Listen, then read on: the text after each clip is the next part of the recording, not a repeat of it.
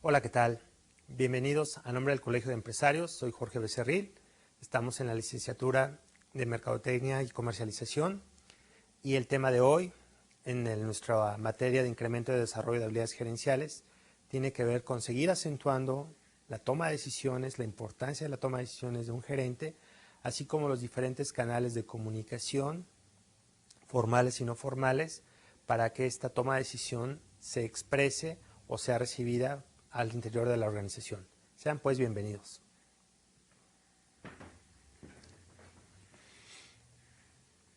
La sesión pasada estuvimos revisando lo que Peter Senge denomina como escalera de inferencia, que es un proceso científico para la toma de acciones o la toma de decisiones, basada precisamente en la percepción que tenemos los seres humanos al respecto de la realidad. Y nos dice Peter Senge que la forma, desde la forma como seleccionamos los datos es fundamental para que esta toma de decisiones se haga de una manera objetiva, precisa, eficaz. El significado que tienen los datos que nosotros recogimos, así como el entendimiento de toda esta recolección de fenómenos o de observaciones que tenemos, nos ayudan precisamente a desarrollar conclusiones, a desarrollar creencias que son la parte fundamental o la base en donde la toma de decisiones y la toma de acciones consecuentemente está fundamentada. Entonces es muy importante que en el próximo proceso que ustedes tengan de toma de decisiones revisen qué tan congruente es su toma de decisiones con respecto a este señalamiento, a este camino de la escalera de inferencia de Peter Senge. Muy bien, dentro de la toma de decisiones, la creencia más fundamental o más fuerte que está arraigada en las organizaciones tiene que ver con los diferentes estilos administrativos que hay por parte de los gerentes para gerenciar o para manejarse en una compañía, en una corporación. Y notamos principalmente en las en organizaciones dos estilos que se enfrentan o dos estilos que continuamente luchan entre sí. Y no necesariamente los estilos clásicos o tradicionales están en empresas mexicanas o en empresas pequeñas. Encontramos que en muchas organizaciones, ya me ha tocado estar en empresas alemanas, empresas holandesas, empresas americanas, empresas sudamericanas, que no importa si estas son grandes y se posee una gran fuente de información para los gerentes. Muchos de ellos en muchas organizaciones, en muchas plantas, tienen estilos tradicionales o clásicos. ¿Por qué? Porque eso es lo que les trajo éxito en el pasado. Sin embargo, la vanguardia, el futuro, lo que nos demandan nuestros clientes es un nuevo estilo de toma de acciones basadas en elementos científicos y conocimiento amplio de los requerimientos y necesidades de nuestros clientes. Entonces, un estilo tradicional se refiere al control al 100% de todo. Y piensen por un momento en un pequeño empresario, en donde con trabajo, con mucho esfuerzo, llegó a implementar un pequeño tallercito, una pequeña compañía, una pequeña franquicia.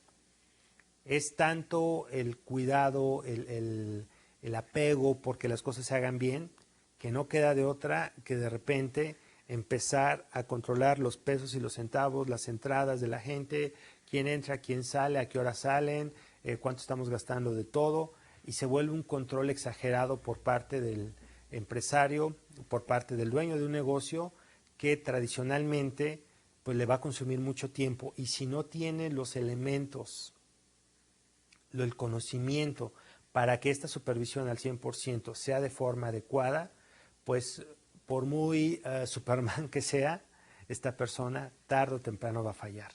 Es imposible que una persona, un gerente de área, pueda estar controlando todo o pueda tener acceso a todo. Eso en un estilo tradicional es impulsado a que el gerente debe saberlo todo, debe conocerlo todo. En un estilo de liderazgo del siglo XXI, lo que se propone es que el gerente, el dueño, el líder de un negocio, de un área de trabajo, de un centro de trabajo, esté orientado únicamente a controlar o supervisar los indicadores clave de la operación o del proceso.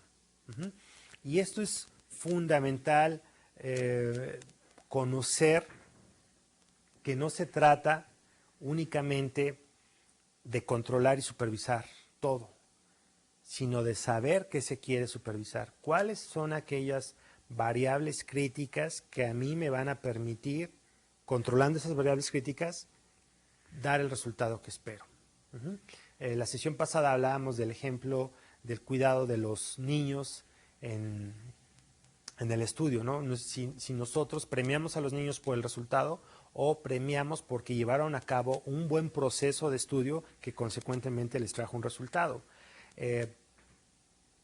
Si nosotros identificamos en este ejemplo cuáles son los indicadores claves que controlando esos indicadores me van a estar garantizando un resultado positivo en el proceso de estudio, algunos de ellos pueden ser horas de estudio que le está dedicando el niño a la escuela, el número de materiales que tenga para accesar a nuevos conocimientos. Si yo controlo estas dos características, que son fundamentales, puedo estar garantizando que el resultado de entrada va a ser positivo. Si lo controlo, lo aseguro y proveo lo que se requiere para que esto se haga de acuerdo a una norma, de acuerdo a un acuerdo, este proceso de estudio puede llegar a tener éxito de forma mucho más probable a que si no controláramos ni siquiera cuántas horas le está dedicando de estudio el chico a la escuela. Entonces, el conocimiento de qué es lo que tenemos que medir es fundamental. Y hay una máxima en calidad que dice, lo que no se puede medir, no se puede mejorar.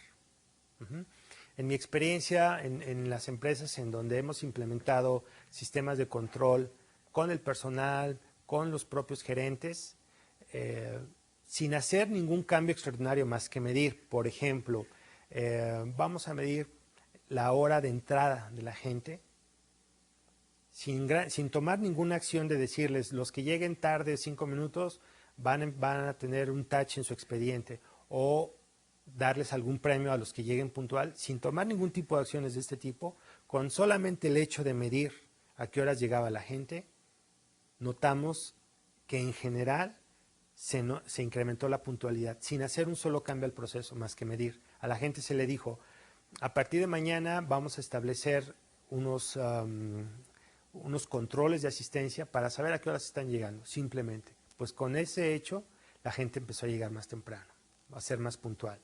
Entonces, muchas veces lo único que requerimos es empezar a medir los eventos, saber exactamente qué variables tenemos que medir para controlar lo que estamos haciendo, para que nuestra toma de decisiones empiece a fundamentarse de una manera científica y no solamente tener acceso o querer saber de todo, porque eso hace que el gerente invierta tiempo en donde no se debe de invertir, tiempo y recursos, y descuide atención en aquellos indicadores que son fundamentales para la función o puesto de trabajo que él está ostentando. Derivado del control al 100% en un estilo tradicional, la no delegación es algo que tiene que ver con esto. Es decir, yo soy el Superman que puede tener lectura de todo y que puede saber qué es lo que va a pasar en el futuro, qué es lo que va a pasar en el pasado, saber exactamente en qué momento la máquina se va a descomponer, en qué momento se va a reparar solita, cuántos golpes necesita el calibrador para ajustarse automáticamente, en fin, ¿no? Me ha tocado ver mucha gente que efectivamente es experta por todos los años que lleva en una compañía de todo lo que acontece en su puesto de trabajo, que sabe perfectamente qué cosita hay que mover, qué no hay que mover para dar un resultado determinado. Y esas personas se vuelven indispensables o se vuelven gente clave, entre comillas, para una compañía. ¿Por qué digo entre comillas? Porque ¿qué pasa el día que esa persona quiere irse de vacaciones o quiera tomar algún permiso o se enferme? La compañía queda expuesta de manera muy abierta al conocimiento de este tipo de personalidades.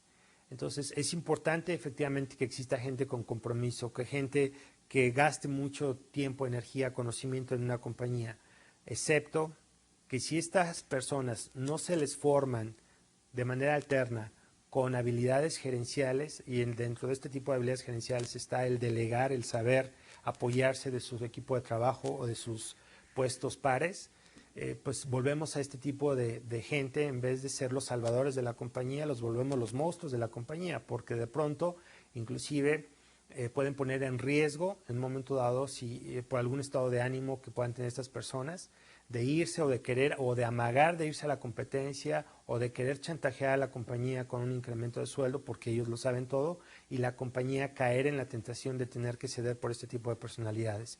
Entonces, si ubicamos este tipo de perfiles dentro de nuestras corporaciones, es importante, digo, tampoco son malas.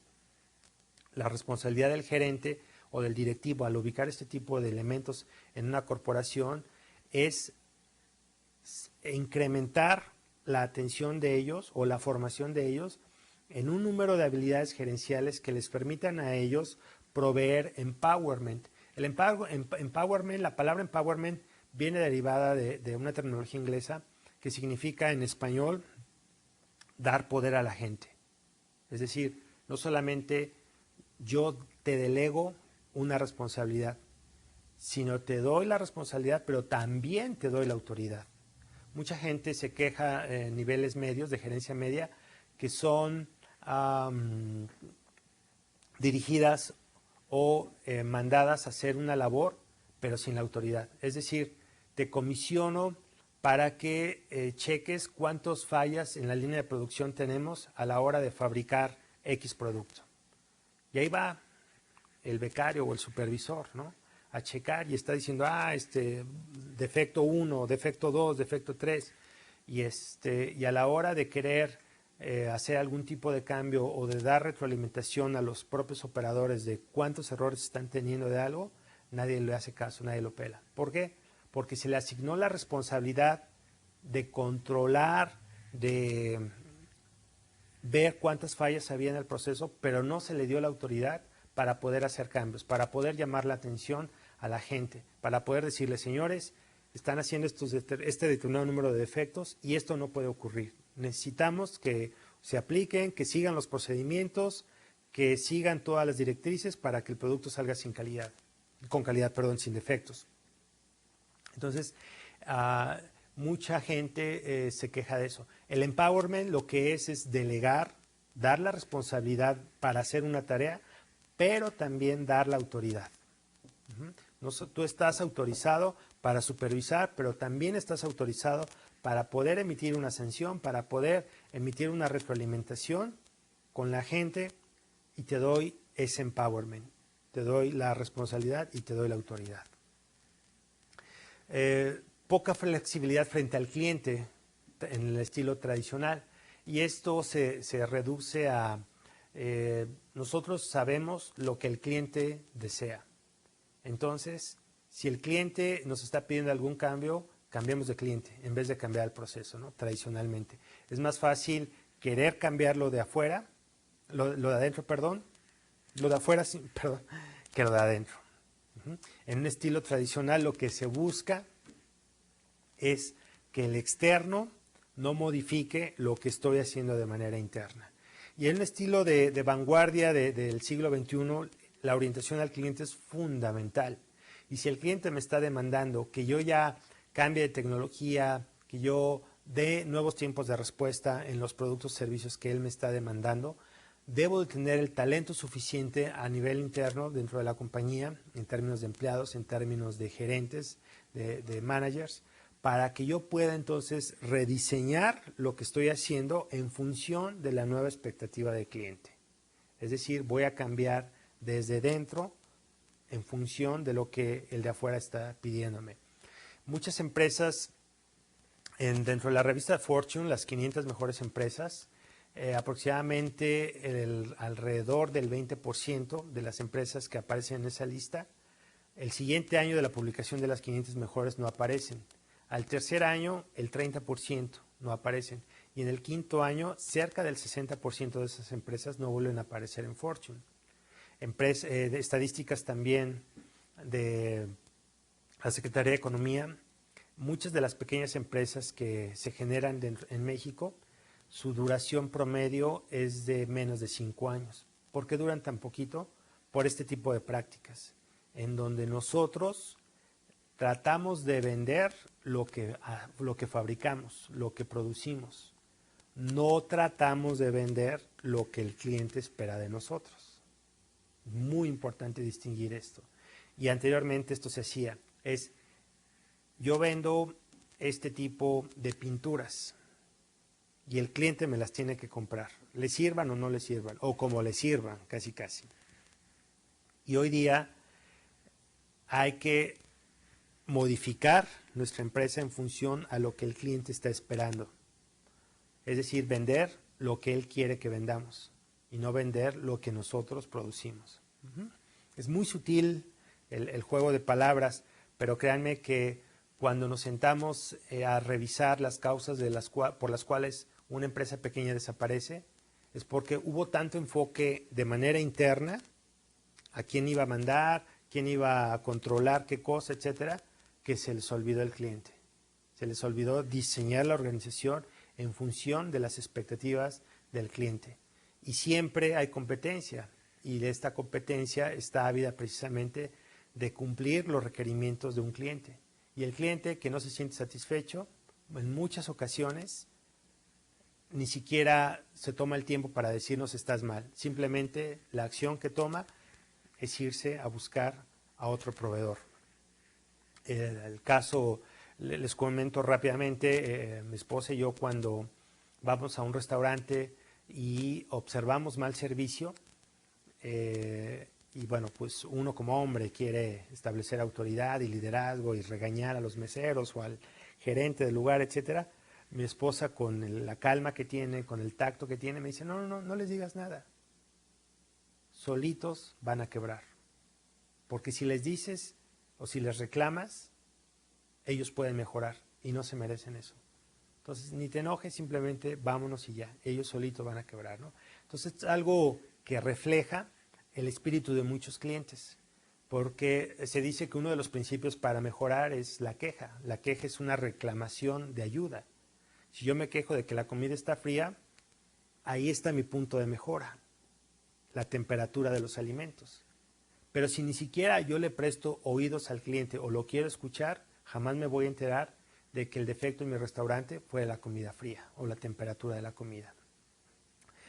Entonces, estos principios y estilos administrativos, muchas corporaciones grandes, multinacionales, tienen que tener atención en este tipo de actitudes. ¿Qué tipo de gerentes tenemos? ¿Tenemos gerentes de un estilo clásico o gerentes del siglo XXI?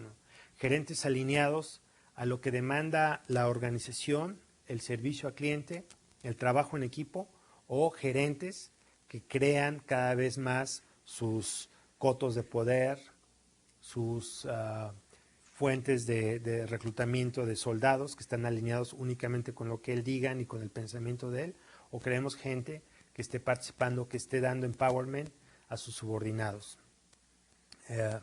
Hay muchísimas herramientas en el área de recursos humanos, en las áreas de desarrollo organizacional que nos permiten generar líderes con este nuevo tipo de habilidades que se requieren. En esta misma materia hemos estado revisando algunos estilos del siglo XXI en materia de liderazgo que permiten posicionar a la empresa en un esquema de clase mundial. Muy bien, entonces les hablaba al principio de la materia en que el proceso de toma de decisiones no solamente tiene que ver per se en la forma como mentalmente estamos programados para tomar una acción determinada, sino también la forma de comunicarlos.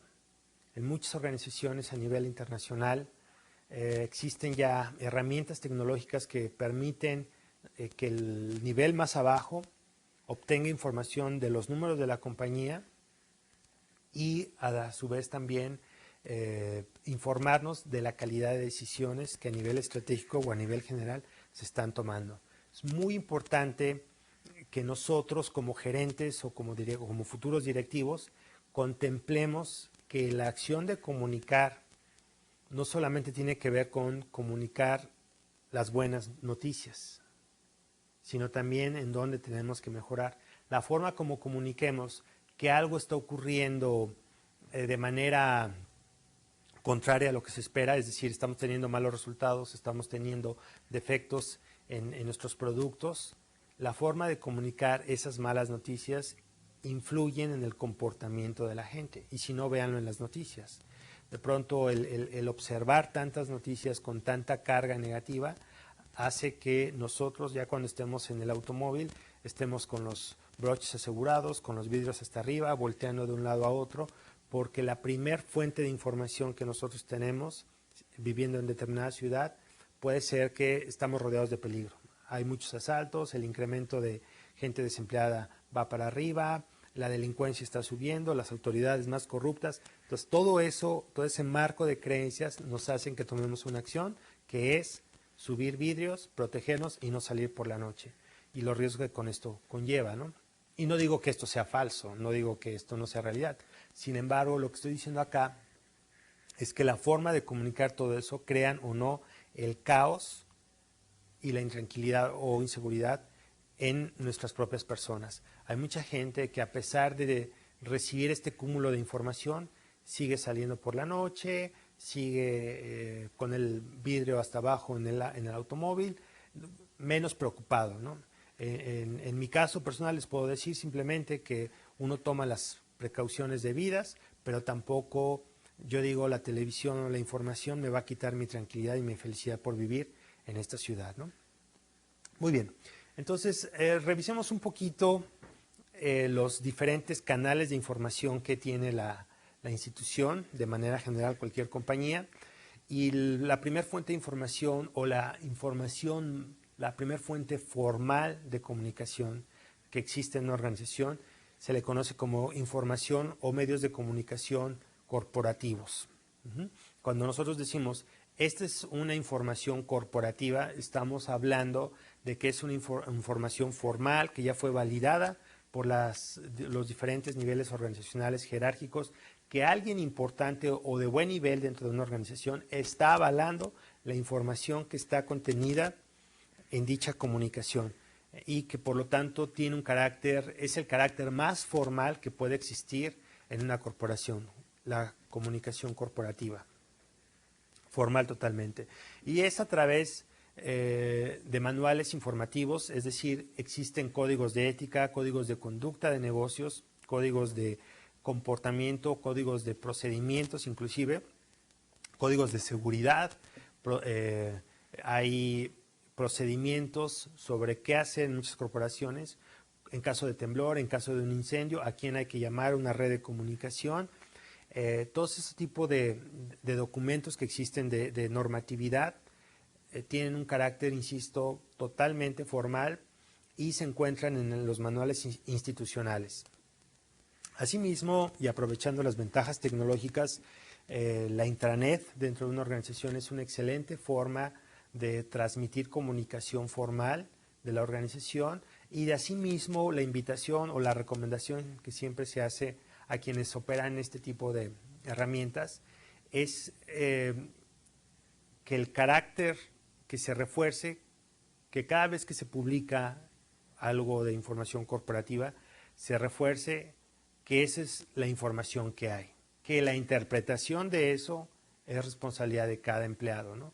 Pero que lo único formal que debe existir son aquellas publicaciones o comunicados que existen en la intranet, que existen en los manuales institucionales o inclusive en los tableros públicos.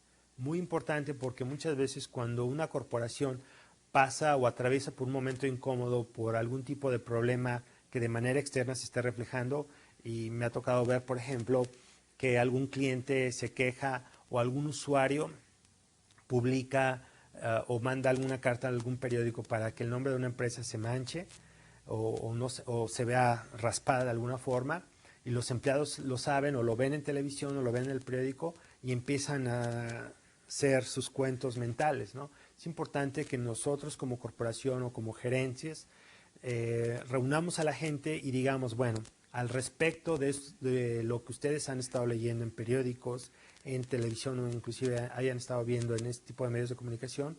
La corporación, esta es la propuesta o esta es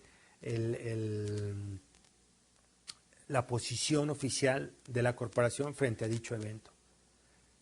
Todo lo demás que ustedes puedan oír, todo lo demás que puedan ustedes interpretar, no nos hacemos responsables. Esto es lo único que existe formal y esto es lo único que es válido para la corporación. Es muy importante que nosotros como gerentes no insistamos en el chisme, no insistamos en el rumor, sino nos apeguemos a las declaraciones formales que existen estrictamente en la información corporativa.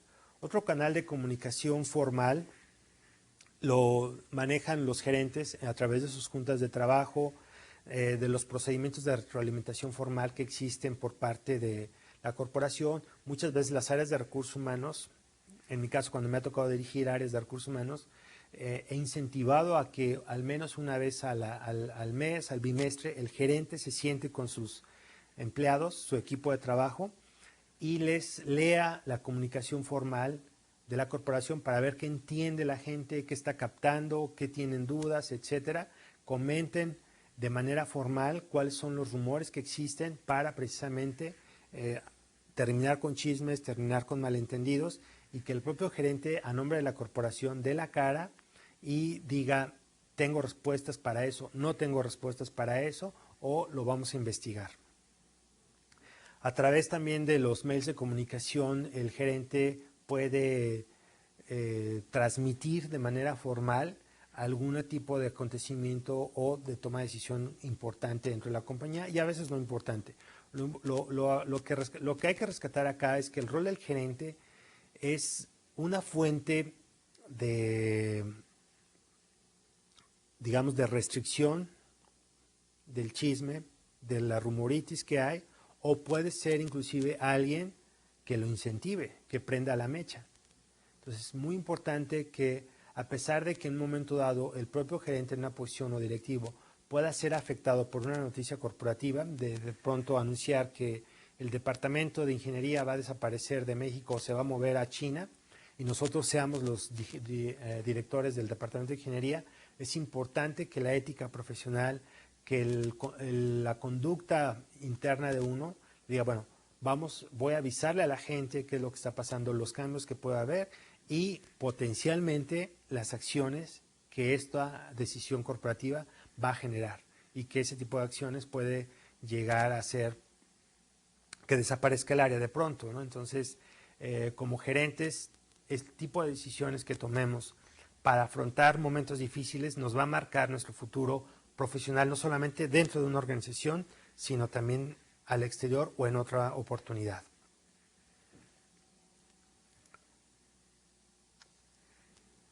Un canal de comunicación informal, clásico, no solamente es para los empleados. Hay canales de comunicación informales para el resto de los niveles directivos, gerentes, etcétera, ¿no? Y estos canales de comunicación, bueno, pues es el famoso, o uno de los más famosos es el radiopasillo. ¿Qué están diciendo? En mi posición como gerente y director de recursos humanos en algunas organizaciones, de pronto llegaban personas de otras áreas, gerentes también de otras áreas y me decían, Jorge, la gente está inquieta, necesitamos tomar acción. Y yo sabía que cuando me decían eso era porque Radio Pasillo estaba reclamando algo, pero no había alguien que de manera valiente tomara el mando de eso, ¿no? Y si quería la gente de pronto cambio de proveedor en el comedor, no se atrevían a ir con sus jefes o con la dirección de recursos humanos, ¿no? Sino les hacía más fácil que Radio Pasillo lo comunicara, ¿no? Y el chisme entre gente, en fin, ¿no? Se propagaba, ¿no? O una vez, que esto es típico, cuando uno termina de dar los incrementos de salario y cómo lo vio la gente. Quizá de manera formal nosotros podamos hacer una encuesta y la gente ahí pueda dar su punto de vista. Si esta encuesta no se hace de manera profesional, lo único que se hace es generar inquietud con la gente, obtener respuestas falsas, porque a lo mejor estamos presentes, clasificamos o les pedimos, pon tu nombre en la encuesta de satisfacción. pues la gente con el temor de que se tomen represalias no puede no estar expresando su verdadera opinión.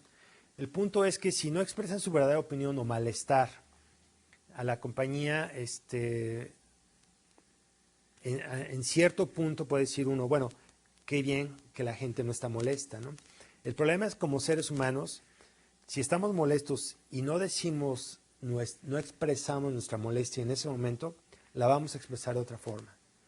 No somos los seres humanos por naturaleza de esta esencia de el malestar guardárnoslo para nosotros y ya. No, ese malestar que yo tengo frente al pobre incremento de salario, de acuerdo a mi percepción, se va a ver reflejado, si no lo digo a la gente de recursos humanos, a mi jefe, por la razón que sea, temor o miedo, lo que sea, lo voy a reflejar entonces en el trato con mis compañeros de trabajo o empezar a sabotear la propia actividad de trabajo. ¿Hay alguna forma que yo voy a canalizar ese enojo hacia la organización? Entonces, es muy importante que los canales no formales de comunicación se conozcan y se abran. Normalmente en las comidas o a la hora de la comida con empleados en cualquier organización, nosotros como área de recursos humanos lo que yo siempre he recomendado es escuchen a la gente, mantengan el canal de escucha, no den respuestas a las quejas y simplemente tomen nota porque en las comidas, en las fiestas fuera de la compañía, en las reuniones, por otro tipo de eventos que existan dentro y fuera de la misma empresa, normalmente los temas de recursos humanos y de la empresa pues salen a flote de manera natural, ¿no? Entonces yo digo, hay que estar acostumbrados a que la gente siempre va a hablar de si está a gusto o no está a gusto con los servicios que el área de recursos humanos proporciona, con la percepción de pago, con la forma como estamos corriendo de pronto a la gente o reclutando gente. Si ven gente nueva, la gente siempre va a hablar de lo que debió haber sido el mejor empleado para dicha compañía, ¿no? Entonces, nosotros como seres humanos siempre vamos a tener una opinión con respecto a lo que sea. Y siempre vamos a pensar que tenemos la razón, por supuesto, ¿no? Entonces, el punto no es evaluar si esto está bien o está mal. El punto como gerente o la recomendación para un directivo, un gerente, es conocer todos estos canales no formales de comunicación y qué es lo que está diciendo la gente, ¿no? ¿Cuál es la percepción? Ahora, si esta comunicación o lo que se comenta de manera no formal se puede llevar a cabo en un proceso de comunicación formal, eso es lo mejor. Y hay muchas herramientas, hay muchos ejercicios, gente que se dedica especializada en este tipo de entrevistas, en donde puede efectivamente dar el carácter formal a una comunicación no formal. ¿A través de qué? Garantizando que no va a pasar nada al entrevistado, que no le va a pasar nada, que su declaración de hechos no le va a acarrear ningún tipo de problema, que va a estar protegida y sobre todo, muy importante, cuando hay un proceso de retroalimentación formal o no formal de los empleados hacia la compañía, lo que se espera de los empleados es que la compañía tome acciones sobre ese ejercicio. Es decir, ya me preguntaste en qué estamos bien, en qué estamos mal, ya me garantizaste que nadie se va a enterar y que mi confidencialidad va a estar protegida y que no me va a pasar nada. Ok, ahora yo te doy de buena fe mis respuestas a todas tus preguntas y te digo dónde tenemos que mejorar, etcétera.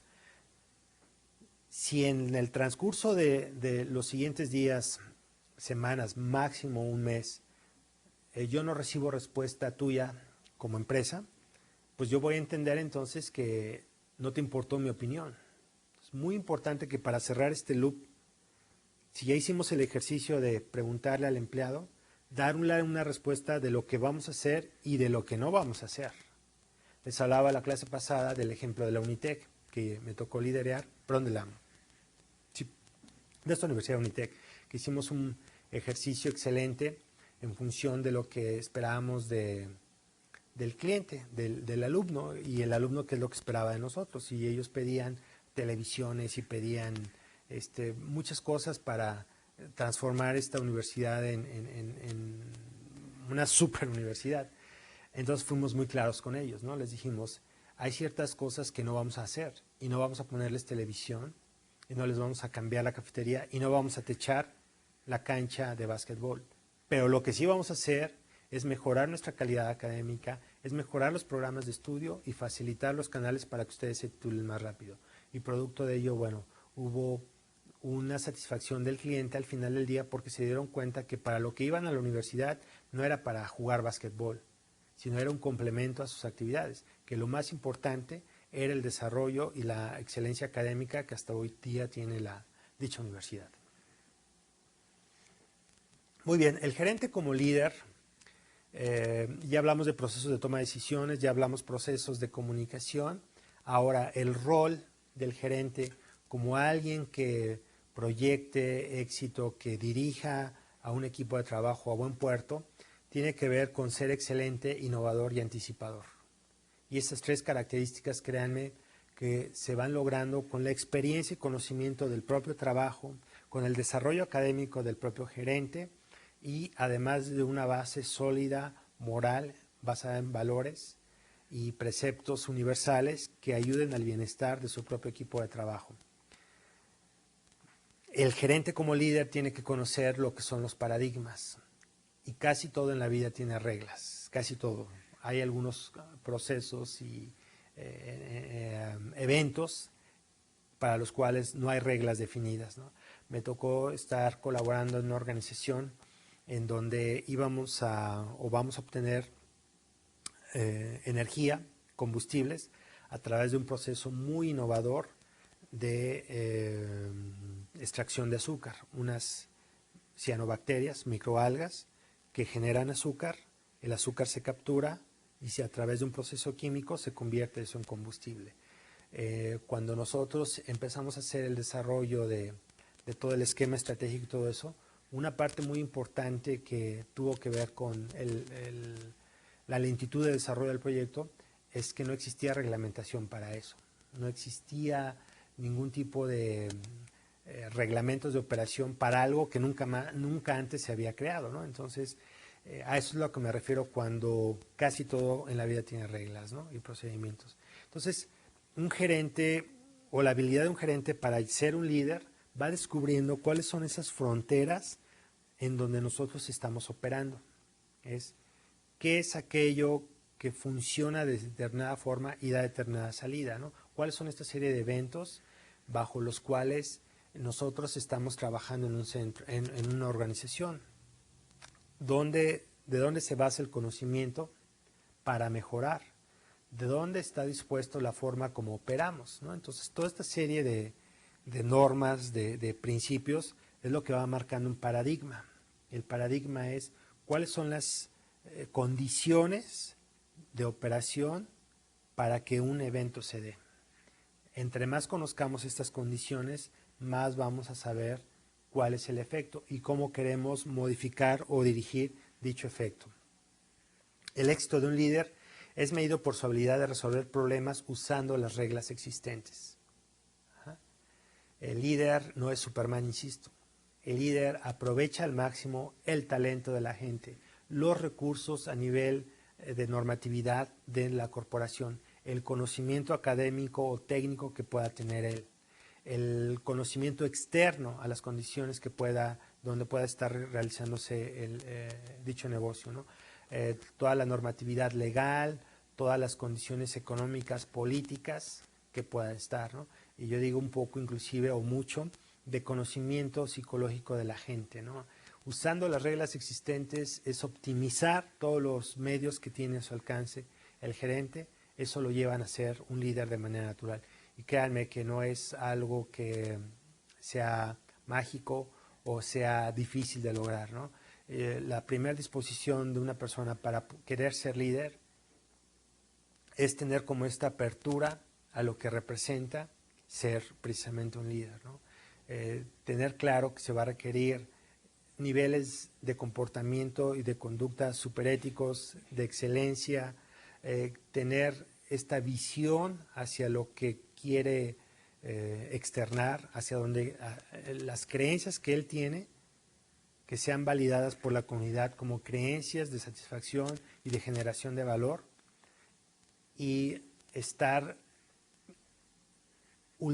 usando, insisto, esta parte, todos los recursos que tiene a su alcance.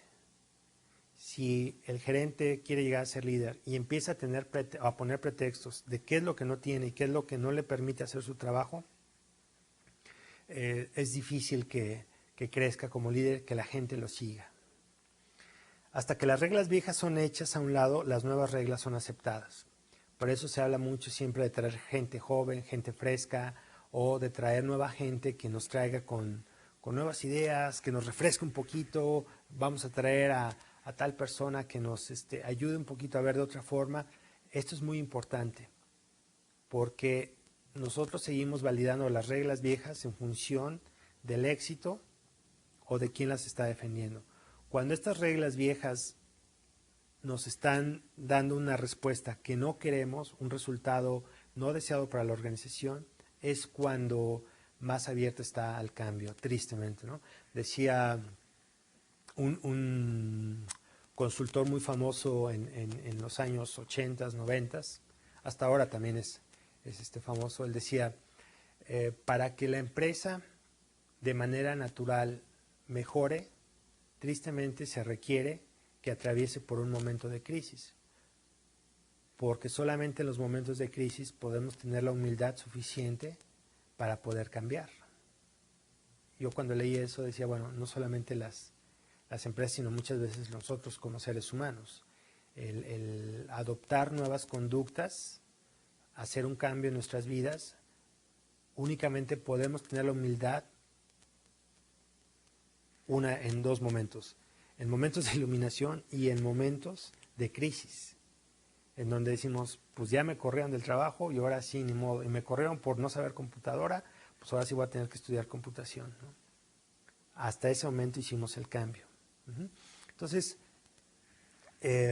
son de las características que los líderes van enfrentando y van aprendiendo a vivir, y eso les marca una diferencia con respecto al resto de la gente. Y hablando de paradigmas y de líderes, traigo esta estadística que me encanta poner porque hablando de récords olímpicos, en la parte de 100 metros de nado libre, en 1896 el récord en Atenas era de un húngaro y él recorría 100 metros en nado libre en 1 minuto 22 segundos, con 2 centésimas. Para 1988, en Seúl, Matt Biondi de Estados Unidos recorrió los 100 metros en 48 segundos con 63 centésimas. O sea, le bajó alrededor de 38 segundos más o menos, en 100 años aproximadamente. En 10 años, en los pasados Juegos en Beijing, se nadó en 47 segundos y 24 centésimas. Es decir, en aproximadamente 100 años se bajó 38 segundos. En 10 años se bajó menos de un segundo. El nuevo paradigma, ¿cómo se va creando? Imaginémonos en 1896 decirle a este nadador húngaro, en 100 años se va a nadar 40 segundos menos que tú. Hubiera sido impensable para él, porque él es el mejor nadador del mundo, que es donde están en donde compiten los nadadores olímpicos, en los Juegos Olímpicos. Es el foro en donde lo mejor del talento deportivo se expresa. Y les pongo la otra, en 200 metros, en 1988, se nadaron en 1:46. Y lo vimos muchos de nosotros en 2008, en Beijing, Michael Phelps nadó en 1:42, es decir, bajó casi 4 segundos el tiempo en 10 años, que para los que practiquen natación, se darán cuenta que bajar 4 segundos sobre esta misma marca de 200 es un logro auténticamente extraordinario, ¿no? Y de pronto yo me pongo a pensar qué será en 10 años o qué será en 100 años, ¿no?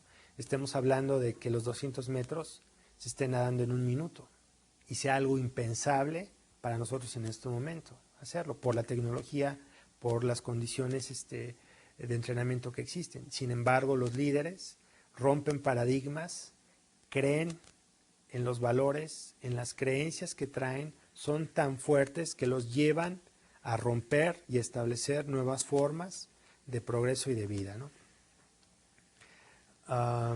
Finalmente les quiero dar un poquito del tema de la próxima sesión, que va a tener que ver con las 5 disciplinas de Peter M. Senge, y se los pongo por si tienen oportunidad de estudiar y de meterse en internet para averiguar más de este autor, que es uno de los principales filósofos y líderes de pensamiento administrativo en esta época. Él marcó su trayectoria por la aportación que hizo en un libro que se llama La Quinta Disciplina, en donde señalaba estos 5 principios, estas 5 grandes corrientes de pensamiento que generan un parteaguas en cualquier organización. Y rápidamente les comento que dominio personal es la disciplina que para Peter Senge se denomina como esta disciplina en donde el ser humano identifica precisamente qué es aquello que lo vuelve un líder, que lo vuelve un experto, un artista de lo que hace en su trabajo y en su vida personal. Los modelos mentales son estas consideraciones que tenemos al respecto de todo, es decir, el efecto que tienen nuestras opiniones al respecto de todo con respecto a las opiniones de otra persona que tiene al respecto de todo. Este choque de creencias, este choque de percepciones que producen determinados fenómenos, él lo encuadra en algo que se llama modelos mentales. Visión compartida es la disciplina en donde establecemos de manera general hacia dónde vamos, estemos de acuerdo o no estemos de acuerdo. La visión compartida, entre más congruente y más creíble sea para la gente que la sigue, produce un efecto de resultado positivo o de resultado negativo. Pensamiento sistémico tiene que ver con la habilidad de vernos como un todo y no la suma de partes. Es decir, yo puedo estar haciendo contabilidad y con el esfuerzo que estoy haciendo en contabilidad estoy generando mejores productos. Entonces, el llevar a ese tipo de terrenos, que lo vamos a explorar en la siguiente clase con mayor detenimiento, tiene que ver con pensamiento sistémico, ¿no? No pensar que por el hecho de que nosotros no somos miembros de la policía de nuestro país, no está en nuestras manos el detener la delincuencia. Claro que está también en nuestra aportación que hacemos, ¿no? Eso lo vamos a ver más adelante con la línea de pensamiento sistémico. Y el aprendizaje en equipo, que tiene que ver precisamente con todo esto. ¿Qué es aquello que nos está trayendo éxito como comunidad, como grupo en una organización?